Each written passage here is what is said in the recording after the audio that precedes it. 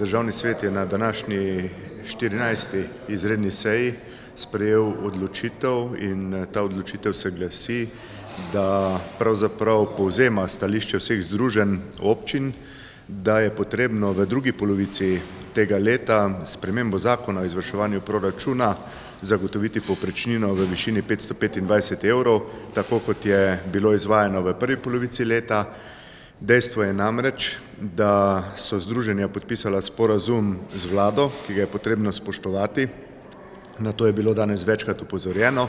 V tem sporazumu pa je bilo zapisano, da je povprečnina v prvi polovici leta 525 evrov in da je v drugi polovici leta 500,83 evra. Seveda pod pogojem, da vlada s sistemskimi ukrepi in z drugimi ukrepi omogoči občinam privarčevana sredstva v višini 22,8 milijona evrov.